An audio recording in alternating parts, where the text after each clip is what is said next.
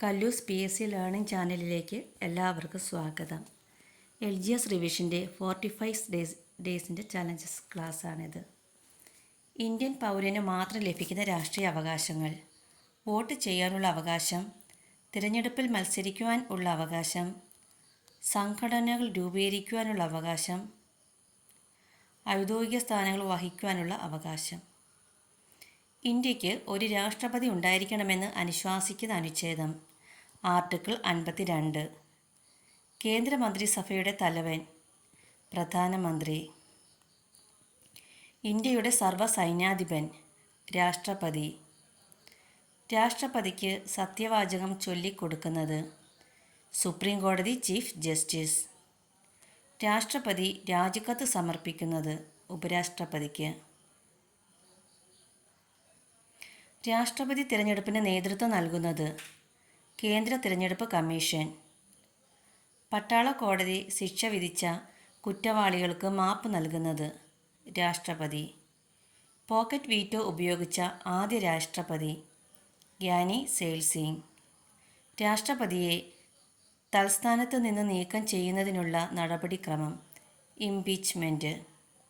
രാഷ്ട്രപതിയെ ഇംപീച്ച് ചെയ്യുന്നതിനുള്ള ഏക കാരണം ഭരണഘടനാ ലംഘനം. രാഷ്ട്രപതി സ്ഥാനം ഒഴിവ് വന്നാൽ എത്ര കാലത്തിനുള്ളിൽ പുതിയ രാഷ്ട്രപതിയെ തിരഞ്ഞെടുക്കണം? 6 മാസത്തിനുള്ളിൽ. രാഷ്ട്രപതിയുടെയും ഉപരാഷ്ട്രപതിയുടെയും അഭാവത്തിൽ രാഷ്ട്രപതിയുടെ ചുമതലകൾ നിർവഹിക്കുന്നത് സുപ്രീം കോടതി ചീഫ് ജസ്റ്റിസ്.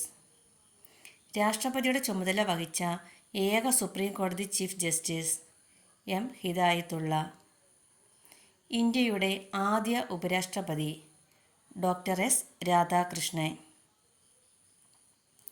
തിരഞ്ഞെടുക്കപ്പെട്ട ആദ്യ ഉപരാഷ്ട്രപതി ഡോക്ടർ സക്കീർ ഹുസൈൻ.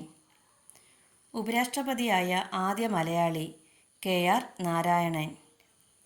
ഇന്ത്യക്ക് പ്രധാനമന്ത്രിയുടെ നേതൃത്വത്തിൽ ഒരു കേന്ദ്ര മന്ത്രിസഭ ഉണ്ടായിരിക്കണമെന്ന് അനുശാസിക്കുന്ന അനുച്ഛേദം 74. കേന്ദ്രമന്ത്രിസഭയ്ക്ക് കൂട്ടുത്തരവാദിത്തം ഉള്ളത് ലോക്സഭയോട്. ലോകത്തിലെ ആദ്യ വനിതാ പ്രധാനമന്ത്രി സിരിമാവോ ബന്ദാര നായകെ. ലോകത്തിലെ രണ്ടാമത്തെ വനിതാ പ്രധാനമന്ത്രി ഇന്ദിരാഗാന്ധി.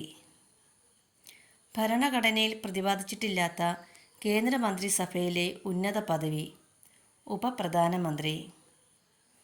ഇന്ത്യയുടെ ആദ്യ ഉപപ്രധാനമന്ത്രി സർദാർ വല്ലഭായ് പട്ടേൽ. 2 പ്രധാനമന്ത്രിമാർക്ക് കീഴിൽ ഉപപ്രധാനമന്ത്രിയായി ഇരുന്നത് ദേവിലാൽ. 2 ഉപപ്രധാനമന്ത്രിമാർക്ക് ഒരേ സമയം ഉണ്ടായിരുന്ന കേന്ദ്ര മന്ത്രിസഭ മൊറാർജി ദേശായി മന്ത്രിസഭ. സംസ്ഥാന കാര്യനിർവഹണ വിഭാഗത്തിൻ്റെ തലവൻ ഗവർണർ. ഗവർണറെക്കുറിച്ച് പ്രതിപാദിക്കുന്ന ഭരണഘടനാ വകുപ്പ് അനുച്ഛേദം 153 ഭാഗം 4. ഗവർണർ നിലവിൽ ഇല്ലാത്ത സാഹചര്യത്തിൽ ആ പദവി വഹിക്കുന്നത് ഹൈക്കോടതി ചീഫ് ജസ്റ്റിസ്. ഇന്ത്യയിലെ ആദ്യ വനിതാ ഗവർണർ സരോജിനി നായിഡു. ഇന്ത്യയിലെ രണ്ടാമത്തെ വനിതാ ഗവർണർ പത്മജ നായിഡു. കേരളത്തിലെ ആദ്യ വനിതാ ഗവർണർ ജ്യോതി വെങ്കിടാചലം. സംസ്ഥാന മന്ത്രിസഭയുടെ തലവൻ മുഖ്യമന്ത്രി. സംസ്ഥാന ആസൂത്രണ ബോർഡിൻ്റെ അധ്യക്ഷൻ മുഖ്യമന്ത്രി. മുഖ്യമന്ത്രിയും മന്ത്രിമാരും സത്യപ്രതിജ്ഞ ചെയ്യുന്നത് ഗവർണറുടെ മുന്നിൽ. ഇന്ത്യയുടെ പരമോന്നത കോടതി സുപ്രീം കോടതി. സുപ്രീം കോടതി നിലവിൽ വന്നത് 1950 ജനുവരി 28. സുപ്രീം കോടതിയുടെ സ്ഥിരം ആസ്ഥാനം ന്യൂഡൽഹി. സുപ്രീം കോടതിയിലെ ആദ്യ വനിതാ ജഡ്ജി ആരായിരുന്നു? ജസ്റ്റിസ് ഫാത്തിമ ബീവി. ആദ്യത്തെ സുപ്രീം കോടതി chief justice HJ Kania. Indian ഹൈക്കോടതി നിയമം നിലവിൽ വന്നത് 1861. ഇന്ത്യൻ ഹൈക്കോടതി നിയമം നിലവിൽ വന്നപ്പോൾ വൈസ്രോയി ആരായിരുന്നു? കാനിങ് പ്രഭു. ഹൈക്കോടതി ജഡ്ജിമാർ രാജിക്കത്ത് നൽകുന്നത് രാഷ്ട്രപതിക്ക്. കേരള ഹൈക്കോടതി സ്ഥാപിതമായത് 1956 നവംബർ 1. കേരള ഹൈക്കോടതിയുടെ ആദ്യ chief justice KT Koshy. Civil കേസുകൾ കൈകാര്യം ചെയ്യുന്ന ഏറ്റവും താഴ്ന്ന കോടതി മുൻസിഫ് കോടതി. ഇന്ത്യൻ പാർലമെൻറ്റിൻ്റെ രൂപീകരണം ഭരണഘടനയുടെ ഏത് വകുപ്പ് അനുസരിച്ചാണ്? 79-ാം വകുപ്പ്. പാർലമെൻറ്റ് നടപടിക്രമങ്ങളിൽ കോടതിയുടെ ഇടപെടൽ പാടില്ലെന്ന് അനുശാസിക്കുന്ന അനുച്ഛേദം? അനുച്ഛേദം 122. പാർലമെൻറ്റ് സമ്മേളനങ്ങൾ വിളിച്ചു കൂട്ടുന്നത്? പ്രസിഡന്റ്. രാജ്യസഭയുടെ കാലാവധി ഇല്ല. രാജ്യസഭ അംഗങ്ങളുടെ കാലാവധി 6 വർഷം.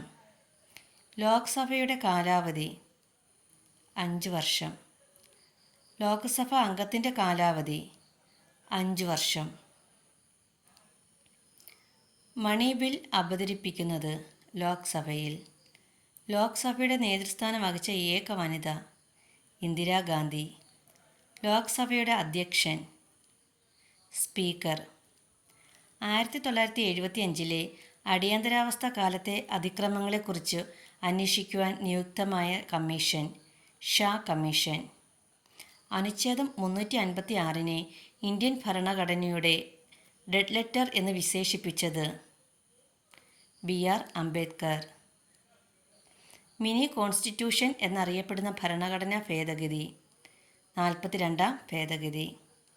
42-ാം ഭരണഘടനാ ഭേദഗതി വരുത്തിയത് ഏത് കമ്മിറ്റിയുടെ ശുപാർശ പ്രകാരമാണ്? സ്വരൺ സിംഗ് കമ്മിറ്റി. ഏത് പ്രധാനമന്ത്രിയുടെ കാലത്താണ് 42-ാം ഭേദഗതി പാസ്സാക്കിയത്? ഇന്ദിരാഗാന്ധിയുടെ. Thank you.